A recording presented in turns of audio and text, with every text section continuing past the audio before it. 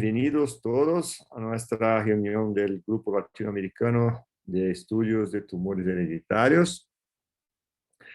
Hoy vamos a tener la presentación de dos amigos de Chile y a mí me gustaría mucho que Karen hiciese las introducciones, las presentaciones de Claudio y María Eugenia. Por favor, Karen. Sí, muchas gracias, doctor Rossi. Estamos muy contentos de contar con la participación de la doctora María Eugenia Bravo y el doctor Claudio Benavides. Yo conozco hace muchos años a la doctora Bravo porque trabajamos en la clínica Las Condes juntas. Ella es cirujana de mama, ¿no es cierto? Y trabaja hace más de 15 años también en cáncer de mama hereditario, mama ovario hereditario. Así es que es un honor contar con ella acá para la discusión de casos desafiantes. Y al doctor Claudio Benavides, él también lo conozco hace muchos años. Él hizo el diploma de asesoramiento genético con nosotros en la segunda versión. Y ha levantado su registro en Concepción, ¿no es cierto?, en un hospital público y tiene un registro con varias familias con mutación y ahora también lo invitamos para que nos presentara un caso desafiante. Así es que muchas gracias a ambos por aceptar esta invitación. Muchas gracias, Karen. Hoy tenemos la oportunidad de tener cámara y micrófono para todos los participantes. Tenemos varias personas de América Latina hoy. Tenemos una presencia ahí de María Belén Vélez, de Ecuador, de Walter, de Argentina, Natalia Pereira, que es una genetista que trabaja con nosotros acá en São Paulo, Mev, y muchas otras personas. O sea, vamos a empezar entonces. Primero las damas, ¿no? Entonces, por favor, María Eugenia, si quiere compartir su presentación, podemos empezar y vamos hablando ahí. Muchas gracias, Claudio y María Eugenia. Si quieren hablar alguna cosa ahí antes de empezar la presentación, queden totalmente tranquilos, porque una vez más nuestra reunión es una reunión totalmente informal. ¿Ok? María Eugenia, por favor. Hola, bueno, doy las gracias por esta invitación y espero seguir participando, como dicen, y feliz de estar acá y ojalá que sea entretenido. Por lo menos para mí este caso fue bastante entretenido y tuvimos muchas dudas en el momento de cómo proceder y por lo tanto creo que es interesante de conocer. ¿Se ve? No, aún no. Ya.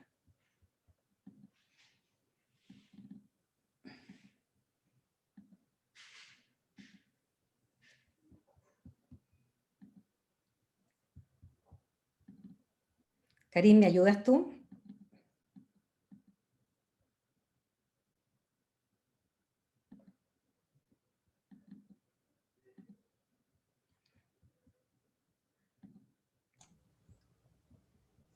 ¿Hola, María Eugenia? Sí, estoy ahí tratando de abrir. Déjame ver si lo logro. Vale, ahí ya estamos viendo tu pantalla. Ahí está. Ya, perfecto. Bueno, la paciente que les voy a presentar era una mujer que hoy día tiene 49 años y cuando acudió a nosotros, ella tenía 45 años, había sido recientemente intervenida quirúrgicamente por un problema de una discopatía en la columna y en el evento ese a alguien se le ocurrió pedirle una mamografía y una eco mamaria. Y ¿Quieren poner la pantalla toda, por favor? Sería mejor. ¿Ahí? Perfecto. Sí, claro. Gracias. Bueno, dentro de los antecedentes importantes, ella tuvo una menarquia, o sea, su primera regla a los 10 años, su primer parto a los 27, 3 niños, una índice de masa corporal de 23.9 y como les decía, había sido recientemente intervenida de la columna y a alguien se le ocurrió pedirle una mama y una ecografía y mostró una lesión BRAF5, que significa que es de alta sospecha de un cáncer de mama. Posteriormente se hizo una punción, se hizo una resonancia y se hizo un PET scan para ver el tema del estudio de diseminación. Y finalmente esta paciente tenía un cáncer confirmado. Nosotros la operamos, le hicimos una mastectomía total con biopsia de ganglio centinela, más una reconstrucción mamaria inmediata. Dentro de los hallazgos de este cáncer, mostró que era un cáncer ductal infiltrante, pobremente diferenciado y tenía un grado nuclear 2 y el tamaño tumoral máximo era de 2.2, era multifocal, es decir, había más de un foco, y el otro foco que se encontró fue de 2,1 centímetros. Dentro de la cirugía, los ganglios centinela se resecaron 3, de los cuales ninguno tenía compromiso metastásico, y el perfil molecular de esta paciente era receptores de estrógeno un 90%, un 98% de progesterona, y tenía, no veo el KI, pues ahí sí, KI de 20%, es decir, era un luminal A. Y como les decía, el tratamiento fue una mastectomía total, más una biopsia de ganglio centinela, la reconstrucción, y después quedó con hormonoterapia. Esta paciente, dada su edad, fue derivada a nuestro grupo de asesoramiento genético, donde contamos con una enfermera, que todavía está, que es la Francisca Salina, y ella le hizo el pedigrí, y esta paciente, como les decíamos, tenía 45 años en su momento, era mezcla de chilena con, digamos, familiares que son peruanos y bolivianos, y dentro de los antecedentes que manejábamos en ese momento es que tenía una tía por el lado paterno que a los 76 años había hecho un cáncer de mama, y tenía una tía bisabuela de 80 años, perdón, se me fue para allá, que había tenido también un cáncer a los 75 años. O sea, si uno mira esta genealogía, porque por el lado materno no teníamos ningún antecedente del punto de vista oncológico, solamente del punto de vista paterno, llamaba la atención que además las familiares que habían hecho cáncer de mama eran todas mayores, es decir, era como para pensar más que en un cáncer esporádico que en un cáncer hereditario. Tenía una gemela, ¿no? Tenía una gemela, una hermana gemela. Sí, sí, perdón, Pero se me faltó ese gran detalle. no univitelínica, una hermana, pero Era melliza, es decir, no es gemela, no eran de la misma, ¿cómo se dice? No, no el mismo huevo, sino que era bi. sí, sí. Y es interesante porque, María Eugenia, hay pocos casos ahí, no es una familia muy grande, ¿no? Hay una tía paterna, una única tía paterna, y la única mujer que tiene ahí tiene cáncer de mama, ¿no? Claro, Entonces, sí, es interesante. Y la abuela tiene una hermana también con cáncer de hermana mama, con un cáncer, pero también de una edad avanzada. sí, más de 80 años. Y Claro, interesante también que la paciente tiene 45 años, pero tiene todos los hormonos positivos en la biopsia, ¿no? En el anátomo sí. patológico, 98, 97% de positividad. Entonces, un luminal A. Ah, sí. ¿Sí? El punto que es interesante es que tenemos 3 generaciones, ¿no? Con cáncer de mama, y la paciente tiene una edad baja, ¿no? 45 años. Entonces, por eso yo pienso que es muy importante tener ahí la investigación, ¿no? De predisposición, ¿no, María Eugenia? Sí. Bueno, nosotros en general, cuando son mujeres de 50 hacia abajo y de 45 de todas maneras, se les solicita una ida al asesoramiento genético, donde se evalúa y se ve la genealogía y posteriormente la solicitud que fuera necesario hacerle un estudio genético. Y Bueno, esta paciente normalmente, María Eugenia, ¿cuál es la rutina que haces ahí en Chile?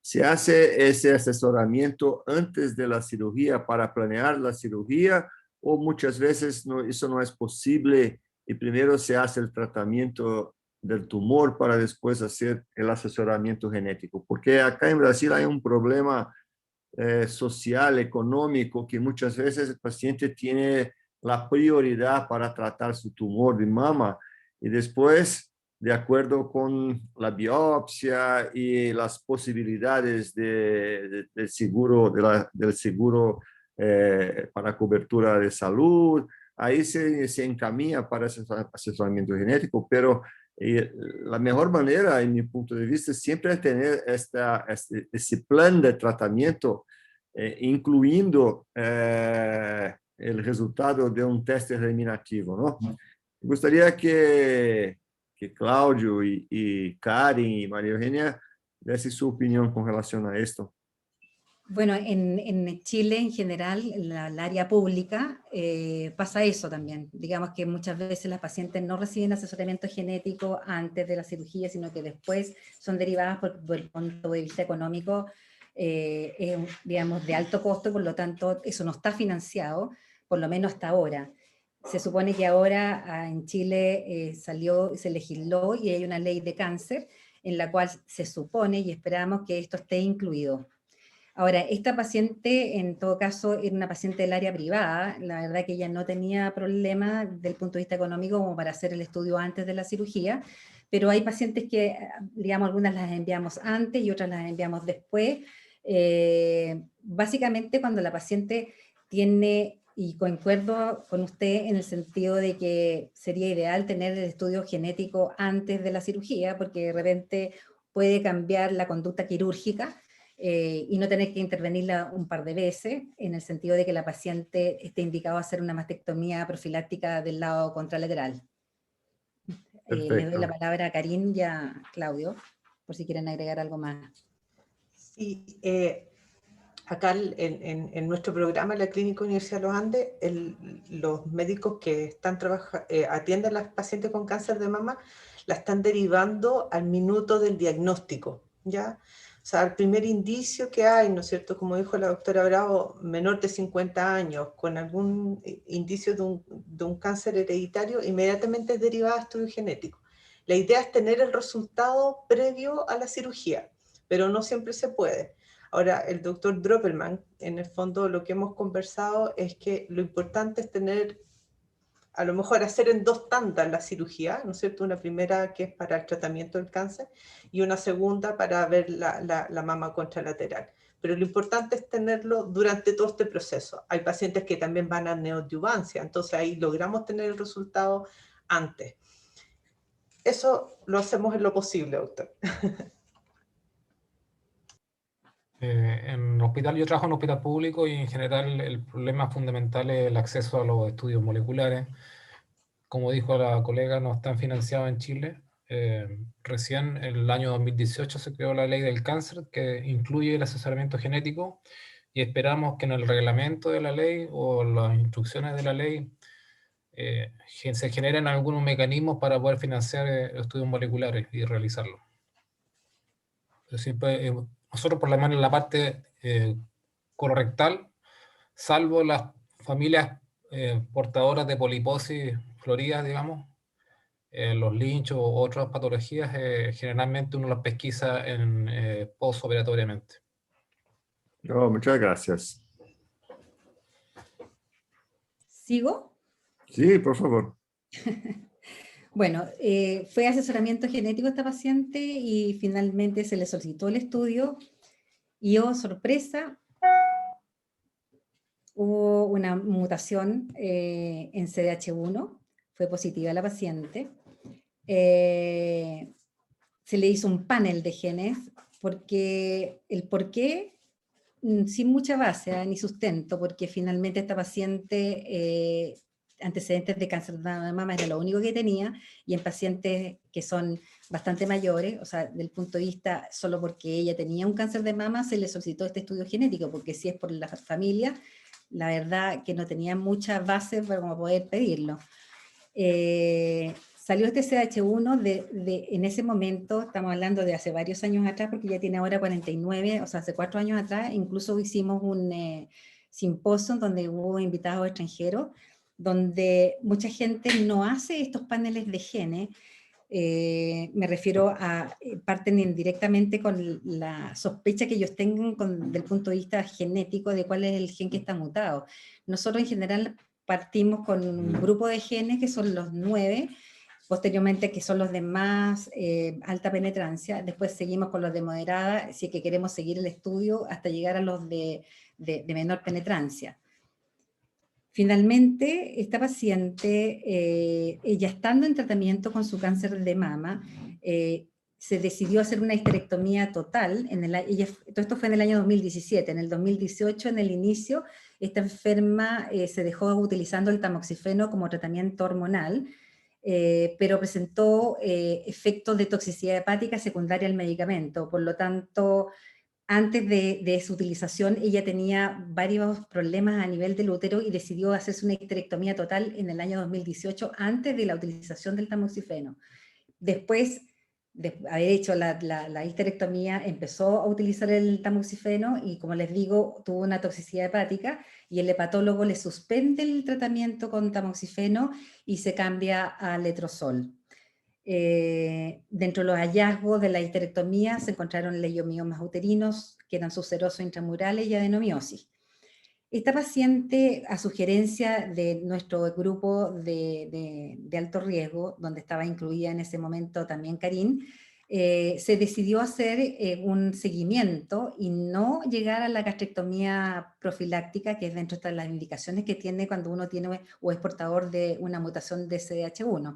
Se hicieron 3 controles de endoscópicos en un intervalo de 6 meses, pero la paciente entró en una angustia espantosa y no toleró este seguimiento, porque era un seguimiento en que ella sentía de que incluso los médicos que la veían, que le hacían esta endoscopía, como que no tenían muy clara cuál era lo que ellos tenían que hacer, porque efectivamente esta cosa del alto riesgo y de los tumores hereditarios, si bien en algunos países ha partido antes, en otros ha sido más lento, y nosotros tenemos poco apoyo en general de médicos de otras especialidades. Tenemos gente que es buena en la parte de coloproctología, me refiero a todo lo que es cáncer de colon, pero en otros cánceres no hemos tenido el apoyo. Yo no sé si les pasa a ustedes también en sus países, pero hay un desconocimiento que es notable. Y por lo tanto, muchas veces la paciente es derivada a hacerse la endoscopía y el endoscopista dice, bueno, ¿y qué le hago? Y se supone que uno debiera tener muestras seriadas de todo el estómago entero, y esto sería cada 6 meses. Bueno, finalmente la paciente decidió hacerse una gastrectomía, se hizo en diciembre del 2008, en que no hubo evidencia de neoplasia en todo lo examinado y hubo una resección de ganglios linfáticos de los cuales ninguno tenía compromiso. La paciente hasta la fecha está en control con nosotros, de hecho fue evaluada ahora en abril tanto por el médico cirujano de mama como el médico que hizo la gastrectomía. No sé si alguien quiere hacer alguna pregunta antes que me entre en lo que es la evaluación de esta paciente. Sí, María Eugenia, es un caso muy interesante, ¿no? ¿Se puede volver la genealogía, por favor? Miren, son 3 casos de cáncer de mama, ¿no? Y su cáncer de mama no es lobular, es un cáncer... Sí, pues generalmente se ven los lobulillares. sí, ese es ductal, ¿no? Sí, ductal infiltrante. Entonces, la sospecha para CDH1 es muy baja, ¿no? Sí. Porque no se mira ningún caso de cáncer gástrico, tampoco de lobular de mama. Entonces, es un caso muy interesante por eso. Nosotros tenemos acá en mi clínica un caso muy parecido con esto. Una familia que no tiene cáncer gástrico y tampoco el cáncer lobular. Entonces, es una mujer que tenía un cáncer ductal infiltrante y con una mutación en CDH1. Entonces, en este momento tiene hijas, hermanas con identificación de CDH1 patogénico. Y la pregunta que siempre se queda ahí sin respuesta es ¿qué hacer? ¿No? Porque hay una indicación formal de hacer la gastrectomía, pero hay fenotipos de familias como esta, María Eugenia, que no se miran cáncer gástricos. Entonces, hay una pregunta sin respuesta. ¿cuál la importancia de hacer una gastrectomía profiláctica en una situación que no se mira ningún caso de cáncer gástrico en la familia? Entonces, ¿será que la penetrancia del gen es el mismo de las formas clásicas? ¿O nosotros estamos mirando una situación que encontramos un CDH1 patogénico solamente porque hacemos un panel, ¿no? Entonces, hace 5 o 10 años, se hacía directamente la investigación de CDH1 para familias que tenían cáncer difuso gástrico. Entonces, la positividad de cáncer difuso gástrico con asociación con mutaciones patogénicas en CDH1 era muy alta. Pero hoy con los paneles tenemos situaciones como esta, ¿no? Situaciones de CDH1 patogénico, pero sin casos de cáncer gástrico difuso en la familia. Y es una duda muy interesante. Y es un caso muy, muy interesante porque se abren ahí muchas posibilidades de conducta, ¿no? Yo quería oír primero Francisco, que está ahí, Francisco López, y después gustaría de oír Pablo Nicola, que trabaja con nosotros acá en San Pablo, genetista de nuestro grupo. Por favor, Francisco.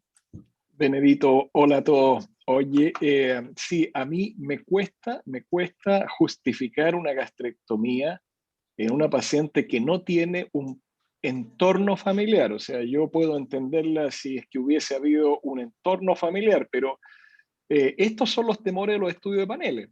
Yo creo que es aquí donde nosotros nos podemos encontrar frente a hallazgos que no son del todo tan certeros.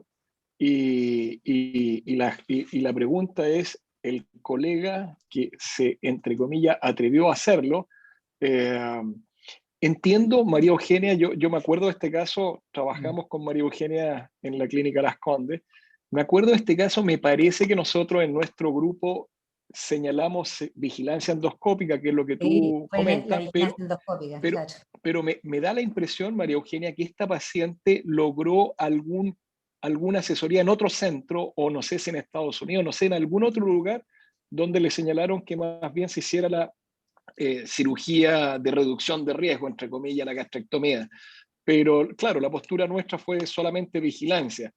Yo entiendo el hallazgo en el entorno de un fenotipo expresado en la familia, pero en este caso lo encuentro discutible. Sí, no, yo te digo, de verdad que, a ver, la paciente insistió muchísimo y me acuerdo que efectivamente, digamos, investigó porque es una mujer bien culta. Nos traía bibliografías y kilos de bibliografía de un estudio, aunque sea de 2 pacientes, pero no, que le hayan hecho una gastrectomía y vivía angustiada con el tema de la gastrectomía, digamos, de permanecer sin hacerse la gastrectomía. Y logró hacerla. Y yo te digo, yo ahora la última vez que la vi me espanté porque esta mujer ya era delgada y ahora, te juro, es un espantapájaro porque es una cosa, es como una escoba con ropa. Porque igual, o sea, ella ya era delgada y con esta gastrectomía total, independiente de todos los apoyos nutricionales que ha tenido, está con un índice de masa corporal que no lo sé efectivamente, pero está bastante baja. Pero Aquí, sí, perdón, debo decir que ella insistió muchísimo para hacerse la gastrectomía. Aquí, perdón, yo creo, Benedito, para nosotros como grupo, quizás aquí pueden haber también temas psiquiátricos, cancerofobias, entre comillas, temas éticos. Entonces yo creo que es sumamente interesante el caso como para nosotros en algún futuro tener como una pauta, alguna, no sé, especie de protocolo. Sí, es verdad. Teresa Cavalcanti, que está en nuestra reunión hoy, escribe acá un mensaje con la misma opinión, que los guidelines son para familias con fenotipo de cáncer gástrico difuso. Entonces, cuando no hay ningún caso, hacer una gastrectomía profiláctica de acuerdo con los guidelines es una situación que tenemos mucha duda. Sabes que la familia que yo tengo acá, que tiene una situación muy parecida, nosotros preguntamos para un board europeo que estudia y hace los guidelines para cáncer gástrico difuso hereditario. Y la respuesta fue, no sé. Entonces yo quedé tranquilo, porque es una duda universal, ¿no? Porque yo creo que la historia clínica, el fenotipo es soberano, es la cosa más importante, porque claro que un CDH1 patogénico es importante, no hay duda, pero hacer una gastrectomía total profiláctica no es una cirugía simple, ¿eh? Una cirugía que tiene muchas complicaciones, como por ejemplo, como María Eugenia nos habló ahí, la paciente está muy delgada, ¿no? Entonces, hay una consecuencia. Y, por favor, Pablo, ¿tiene su opinión? Pablo es nuestro genetista acá. Boa tarde a todos. O Dr. Benedito frisou bem, né, a história dessa família. É uma família que tem 3 gerações acometidas por câncer de mama, sendo que a probanda é um carcinoma ductal invasivo, né, é um carcinoma ductal, com receptor, né, hormonal positivo, tipo luminal A. E é isso, né? Quer dizer, o que chama a atenção é que o tipo de câncer da probanda não é lobular, que é o câncer de mama esperado, né, para mutação no gene CDH1. Não há história familiar de câncer gástrico, né, câncer de estômago também, que seria esperado. E também, não sei aí se vocês observaram ou perguntaram, se há também história de fendas labiais, né? Porque a gente sabe que a fenda lábio-palatina aí também faz parte do quadro clínico da síndrome do câncer gástrico difuso hereditário.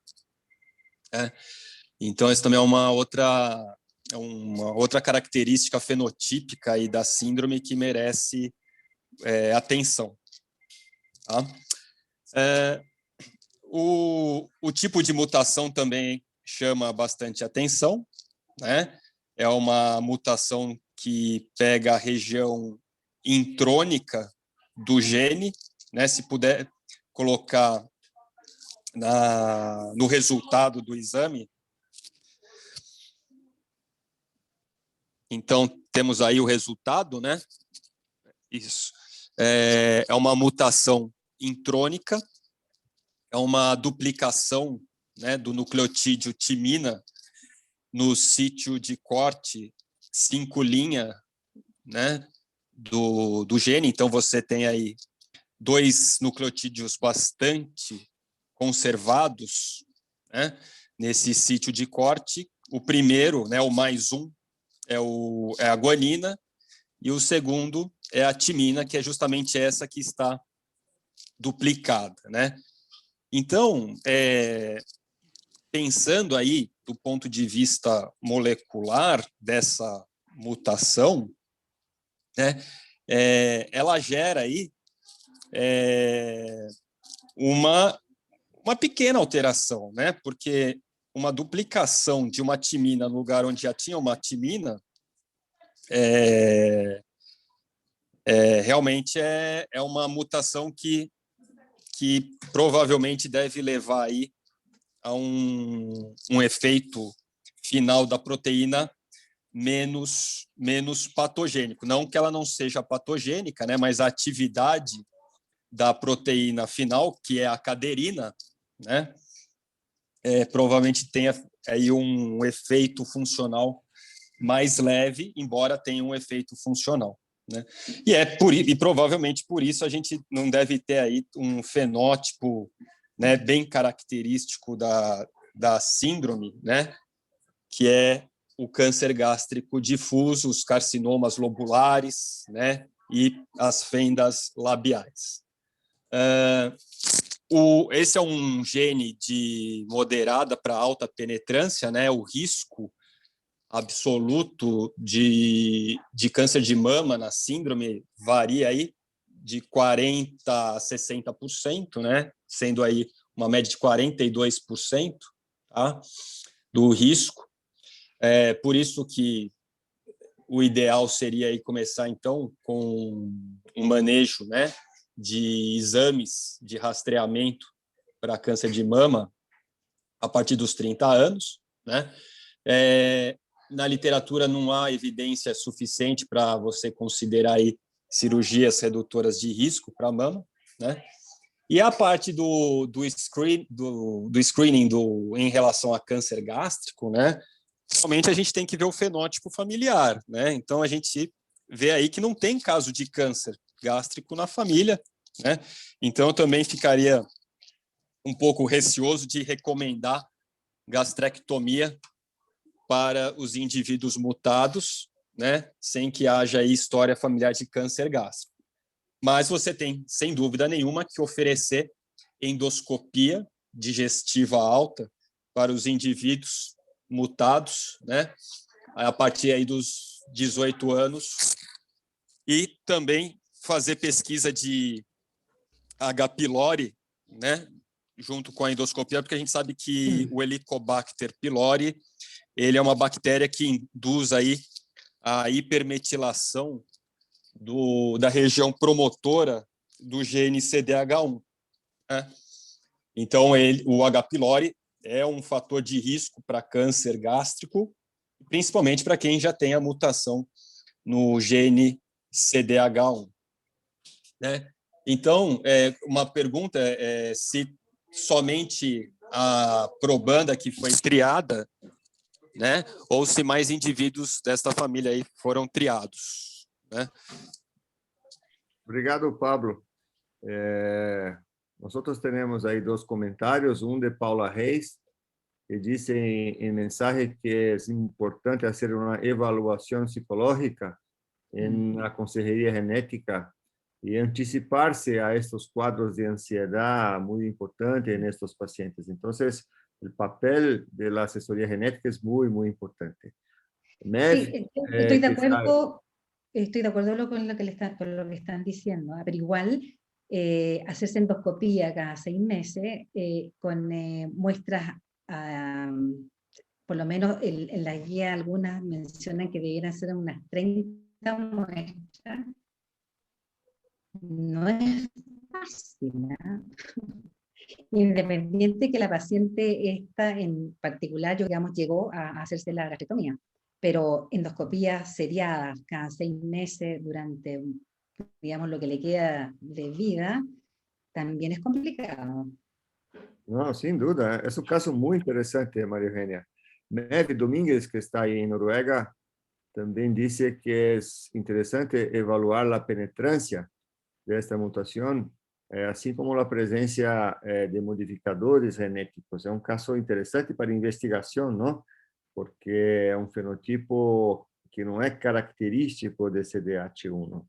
Claro. Y para seguir, antes de seguirmos adelante, yo gustaría mucho de oír la opinión de Lina Núñez, que es la directora del Instituto Nacional de Cáncer, el programa de cáncer hereditario de Argentina. Lina, por favor. Hola Benedito, ¿cómo estás? ¿Cómo están todos?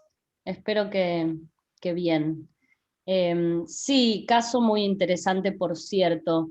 Hay algunas consideraciones. La primera es esa pregunta que nos surge si esto podría considerarse un hallazgo incidental o no, porque de eso depende también la relevancia que se le da. Hay algunos grupos donde determinados genes se buscan cuando hay sospecha fenotípica puntual. Por ejemplo, CDH1, por ejemplo, NF1, por ejemplo, STK11. Son genes muy puntuales con un fenotipo muy detallado y muy determinado que uno podría excluirlos en la sospecha cuando no tiene esas manifestaciones tan particulares.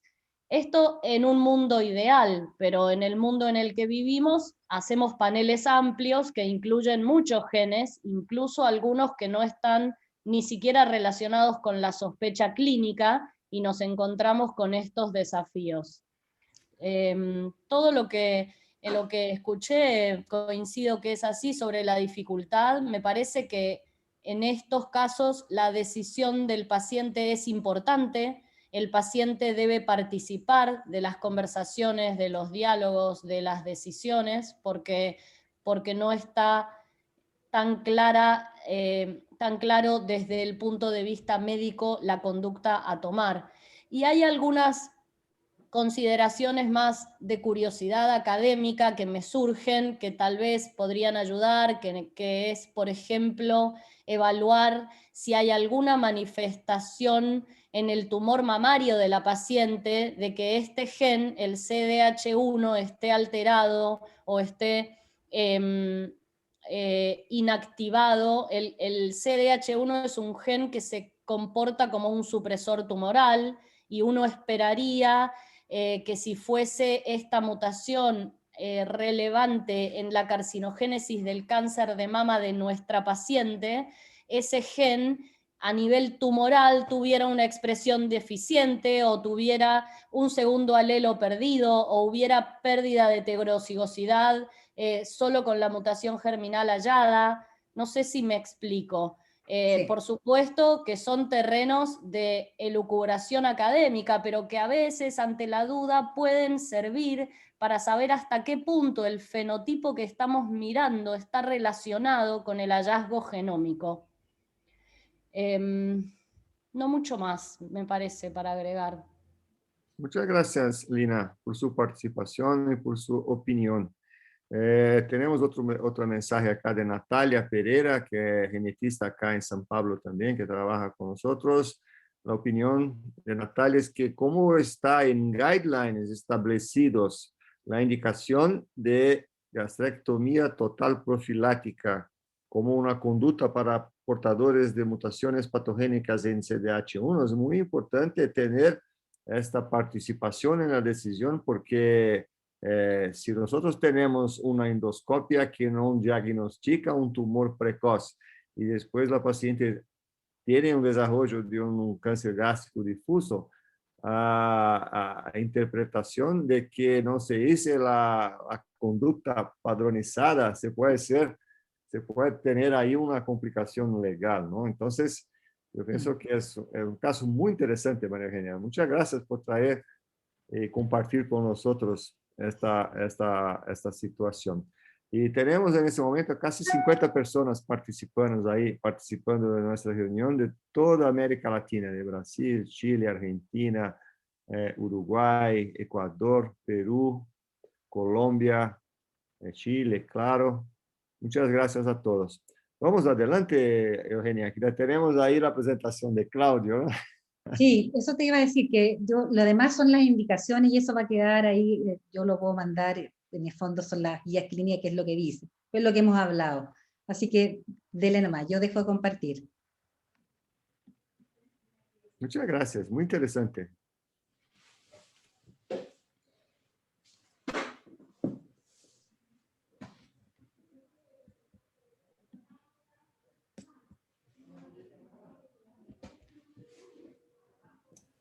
Se ve bien, ¿cierto? Sí, perfecto, Claudio, por favor. Bueno, nuevamente agradecer la invitación a presentar este caso clínico. El paciente es un hombre que actualmente tiene 71 años. Fue operado en 1998, a los 49 años de edad, de un cáncer de colon derecho, Borman 1. La biopsia en ese momento fue un adenocarcinoma, catalogado como un PT3N0M0, etapa 2. Ya se indicó quimioterapia. El paciente aceptó quimioterapia, pero después del segundo ciclo no completó los 6 ciclos que se le habían indicado. Después presentó un nuevo cáncer de colon izquierdo, ángulo esplénico, básicamente, Borman 1 también, que se operó el año 2014, a los 67 años de edad. La biopsia mostró un cáncer etapa 1, con diferenciación mucinosa y con infiltración linfocitaria. En ese momento, el año 2016, para ser más exacto, yo lo conocí al paciente en el seguimiento postoperatorio, y cuando me relató que había tenido 2 cánceres de colon, con un intervalo de casi 15 años, me empezó a saltar un poco la duda y empecé a hacerle la genealogía. Y después se lo voy a mostrar la genealogía. El año 2016 hizo un cáncer escamoso de la piel de la mejilla izquierda, que se operó también. El mismo año, como 6 meses después, un cáncer escamoso también de la pared abdominal, de la piel, también resecado. Y el año 2018, un cáncer escamoso de seno maxilar izquierdo, se le hizo una maxilectomía a los 68 años de edad. Esa biopsia salió un cáncer, un T3N1 M0, pero con margen, con resección, con margen comprometido microscópico. Se le indicó radioquimioterapia postoperatoria, la cual completó el paciente. Los antecedentes familiares, se los voy a mostrar mejor. A su índice, el paciente en su seguimiento endoscópico después del año 2014, se le han realizado 3 colonoscopías. Las primeras 2 se pesquisaron pólipos, adenomatosos pequeños que se resecaron. En una ocasión fueron 2 pólipos, en otra ocasión fue 1 pólipo. Y en la última colonoscopía, que fue el año pasado, está sin lesiones en el colon remanente. Bueno, él tenía una hermana que falleció a los 64 años de edad, pero que había tenido un cáncer de endometrio a los 35 años. Y falleció lamentablemente de un linfoma gástrico a los 64 años de edad. ¿Ya? Los antecedentes paternos, la línea paterna, su padre falleció a los 85 años, tuvo de una neumonía y había tenido un cáncer de piel, él no sabe exactamente qué tipo. Su madre prácticamente no lo conoció porque falleció en el posparto, ¿ya? Y tiene un tío materno con un cáncer gástrico a los 43 años, que falleció a los 45 años de edad. El paciente tiene 4 hijos, de los cuales el hijo menor, en su momento, tuvo un cáncer de colon a los 23 años, con adenomas colónicos en la pieza quirúrgica. Se operó a los 23 años, actualmente tiene 38 años el hijo, tiene 3 hijos más. Una de ellas tuvo un linfoma no Hodgkin de células B,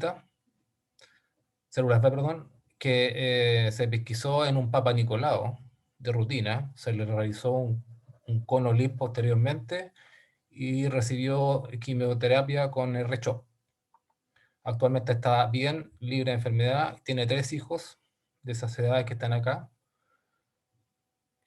Otra de sus hijas tiene 29 años, no ha tenido colonoscopía ni estudio molecular, y la otra hija es una monjita, tiene 35 años y tiene una colonoscopía del 2014 normal. Esta es la historia familiar de este paciente.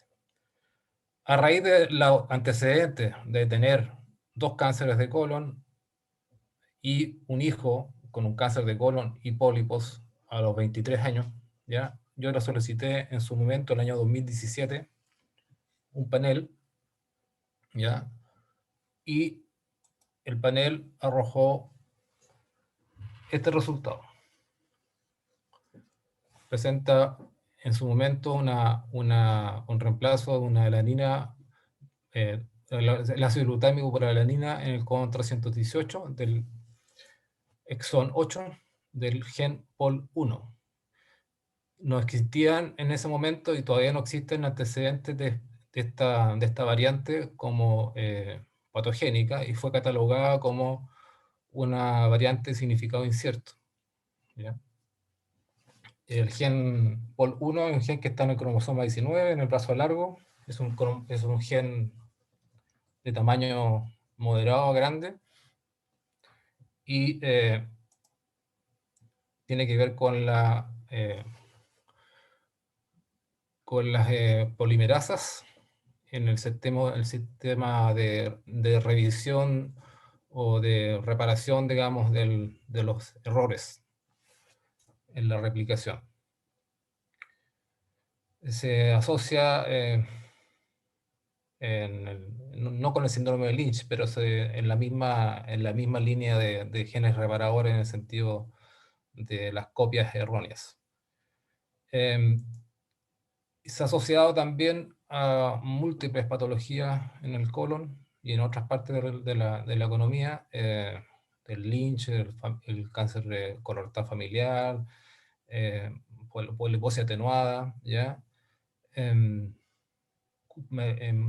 Patologías neoplásicas cutáneas con melanoma específicamente, pero no con cáncer escamoso, con cáncer de endometrio y varias más. Bueno, a raíz de esto, y como yo tenía una variante de significado incierto en este gen, pero una historia familiar evidentemente de muy alto riesgo, lo he mantenido en control, por supuesto, asumiendo que esa variante de significado incierto probablemente, muy probablemente, es una variante patogénica, ¿ya? Y hemos revisado, revisé estos artículos, y hubo otros más, que estos son los principales.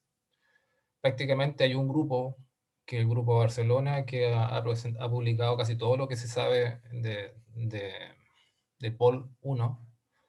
La primera publicación es el 2014, que se hizo el 2013, la que está arriba a la izquierda, que definió, digamos, la predisposición en las variantes patogénicas de los genes POLE y POL1 para la predisposición a cáncer colorectal y a adenomas colorectales y carcinoma. La publicación que está a la derecha arriba es la publicación del año 2015, ¿ya? Perdón, 2016, del mismo grupo, y se revisó la incidencia de variantes geminales patogénicas y recomendaciones de testeo y sobrevida. Y la última publicación que hay al respecto importante es el mismo grupo, que fue publicado el año pasado, en diciembre del año 2020, donde se revisaron dos cohortes, una prospectiva y una retrospectiva, una cohorte prospectiva de 2000 y tantos pacientes con cánceres familiares y una cohorte retrospectiva de 400 y tantos pacientes con cánceres colorectales hereditarios.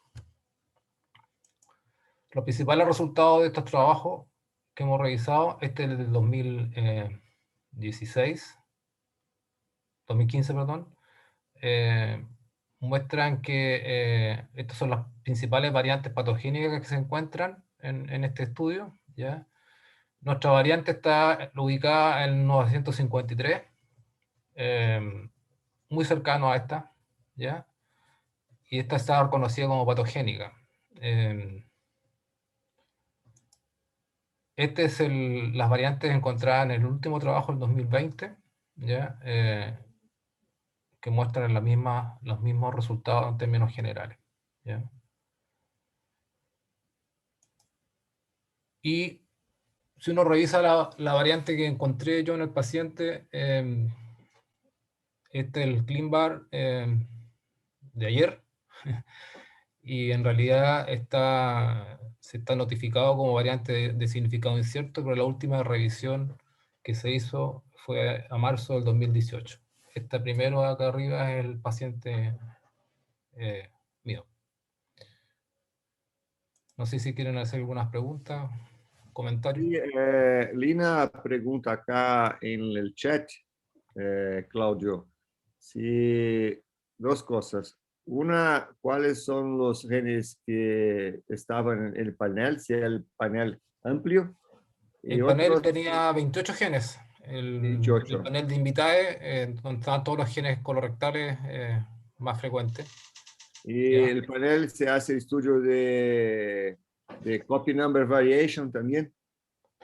No.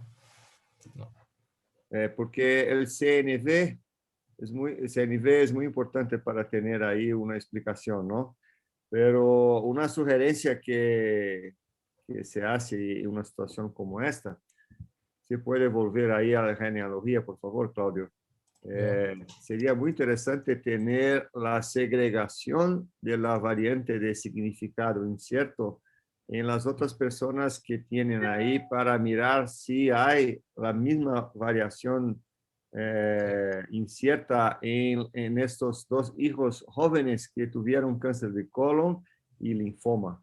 Sería muy interesante porque tú podrías tener una contribución importante ahí para transformar una variación, una variante de significado incierto y una probable patogénica. Entonces, sería muy interesante tener el examen de segregación para estos hijos. Y Claro. Laura Valle de Barcelona, que trabaja con Gabriel Capelá, hizo una presentación maravillosa hace como que 2 años, si me recuerdo, 2019, acá en nuestro grupo. Esta grabación está ahí en nuestro website sobre los genes POL y POLD, que es el centro del trabajo de Valle. Entonces, es muy interesante después mirar ahí esta presentación que está grabada en nuestro website ahí del grupo de Barcelona, porque tienen una experiencia muy, muy grande en estos dos genes de POL y POLD. Y una pregunta también para ti, Claudio. Si realizó estudio de inmunohistoquímica para las proteínas de reparación MMR en el tumor del paciente. El tumor del paciente no, porque la inmunohistoquímica en nuestro hospital se empezó de rutina en 2016. Antes no se hacía. El hijo sí, el hijo tiene estudio de inmunohistoquímica, aquí no lo puse, lo tengo en la genealogía en extenso. El hijo tiene inmunohistoquímica normal, expresión normal. Ok. Pablo, você tem algum comentário?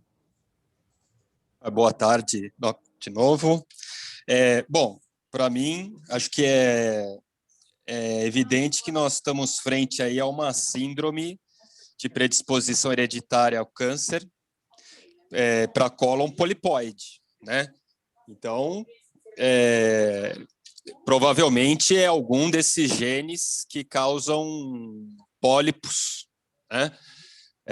Cólon retais, mas outros cânceres extracolônicos, né? Então, eu sugiro investigar melhor esses genes, eu sugiro ver análise de CNV, tá? Para pesquisa de deleções e inserções, porque outra coisa que eu gostaria de perguntar é se há também dismorfias, né, para síndromes, como, por exemplo, Peutz-Jeghers, Cowden, né? Enfim, eu acho que merece uma pesquisa melhor aí dos genes, de um exame físico, porque é uma síndrome de polipose, né? Então a gente precisa ver direitinho. Eu até, por exemplo, estava vendo aqui, eu não sei se nesse painel tem o gene NTHL1. Né? Então precisa ver direitinho quais são os genes que estão nesse painel. Né? E eu sugiro fazer um painel amplo com pesquisa de CNV.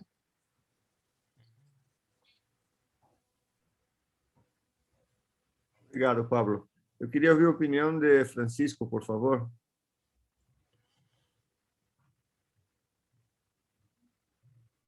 Olá, Francisco, ¿está oyendo ahí? Acá, sí. Por favor. Sí, muy interesante el caso clínico y sí, yo estoy de acuerdo en realidad de lo que tú señalas, de poder caracterizar esos dos hijos, los que tienen además el linfoma.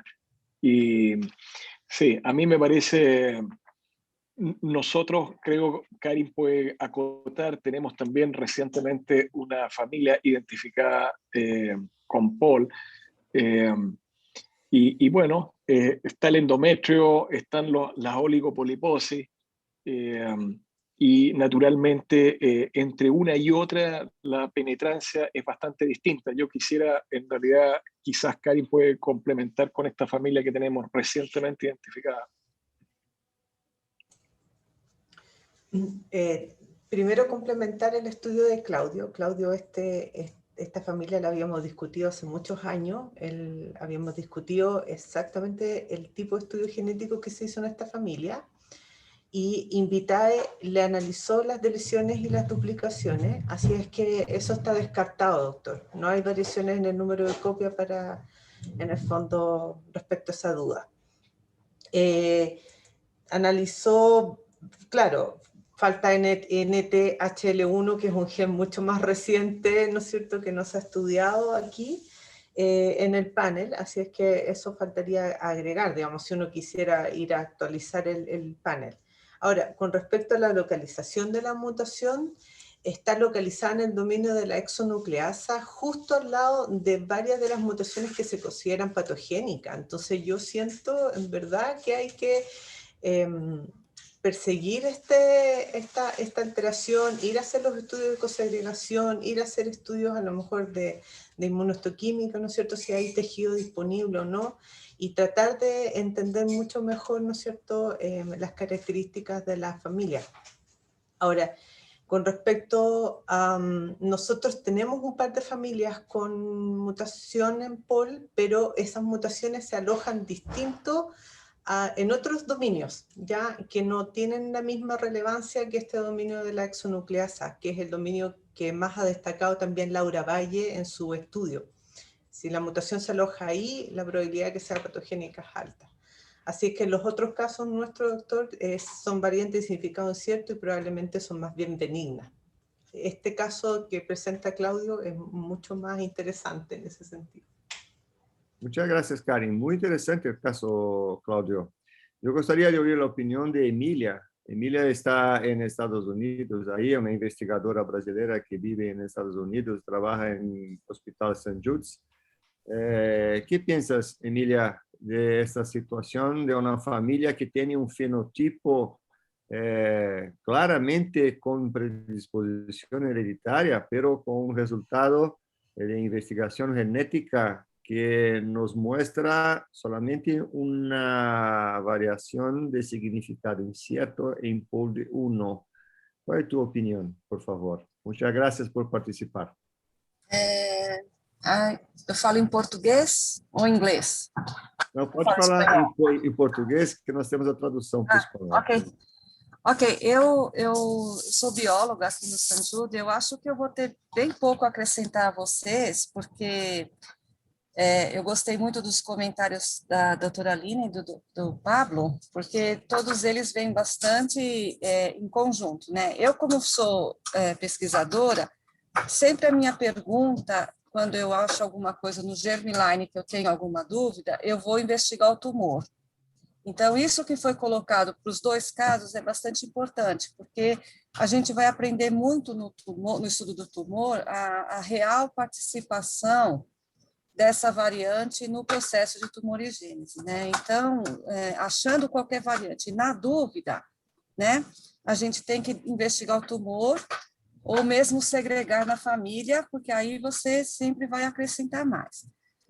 Eu sei que muitas das variantes que são colocadas com esses classificadores, né, como vocês têm, elas ainda não foram avaliadas por um painel de experts. Então, algumas vezes, é importante que a gente também leve isso em consideração, né, porque tem estudo funcional da variante, tem um estudo de modelo animal, tem como é que foi reportada essa variante até a gente ter conhecimento se ela é realmente patogênica ou não.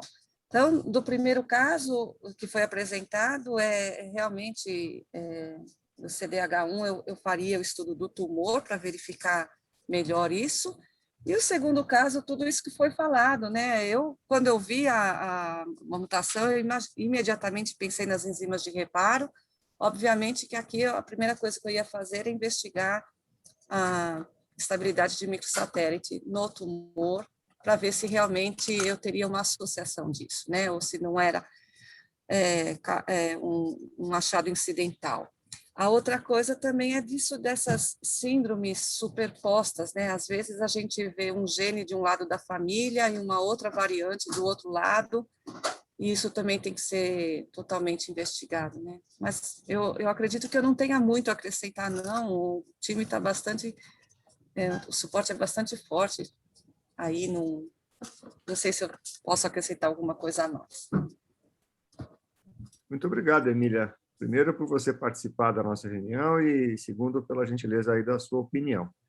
A Emília é uma pesquisadora muito importante entre os pesquisadores brasileiros. Ela se dedica muito ao TP53 e a genes modificadores do gene TP53. Muito obrigado, Emília. E eu queria, para a gente terminar, eu queria ouvir a opinião da Neve Domingues Valentim, que está na Universidade de Oslo, na Noruega, sobre esses dois casos, Neve. E nós estamos, neste momento, com 54 pessoas em nossa reunião, que, mi punto de vista, é excelente y demuestra que cada vez más la importancia de tener un trabajo multidisciplinario, varias personas de varios países con diferentes experiencias clínicas de diagnóstico, porque la idea de nuestro grupo latinoamericano de estudios de tumores hereditarios es la diseminación de conocimiento de calidad para nuestro continente, porque hay una necesidad muy grande de que los profesionales que trabajan con oncología y principalmente con la parte de cáncer hereditario, de tener una posibilidad de discusión de sus casos clínicos como estamos haciendo hoy. Entonces estoy muy, muy feliz y muy agradecido con la participación de Claudio y María Eugenia. Y nuestro tiempo está terminando, tenemos ahí más 1 o 2 minutos. Me gustaría mucho de tener la opinión de Neve y después si alguna otra persona tiene alguna otra pregunta o alguna colocación para que nosotros podamos terminar nuestra reunión de hoy. Neve, por favor. Buenas noches, doctor Benedito, ¿me escucha? Buenas tardes. Muchas gracias por la invitación. Realmente un placer estar acá, acompañar los casos clínicos de América Latina. Me da mucho gusto, mucha satisfacción.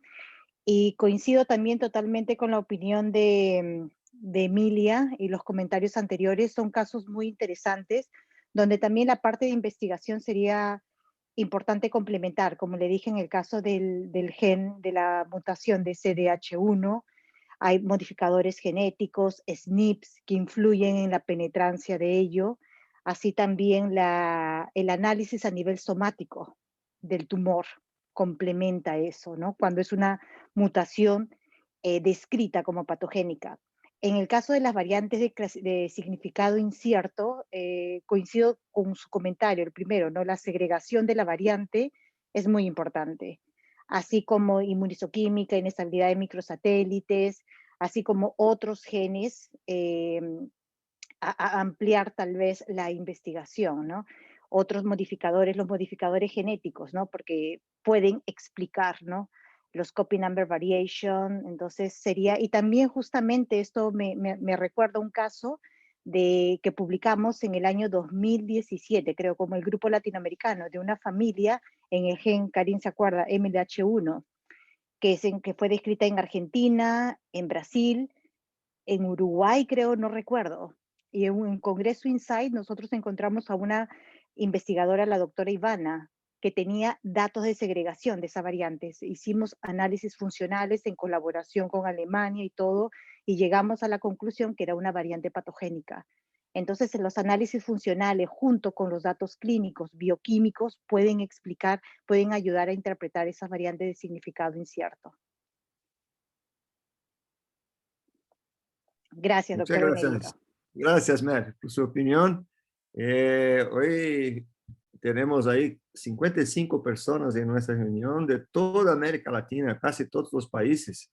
Los últimos comentarios ahí de Cristiano Caballa, dice que los casos son muy interesantes, agradece ahí la presentación, María Zavala también, muy interesante. Y María Belén Matos de Ecuador también. Y otras personas más. Muchas gracias a todos. Lembrando, para no se olviden que esta reunión va a quedar grabada en nuestro website en portugués y español.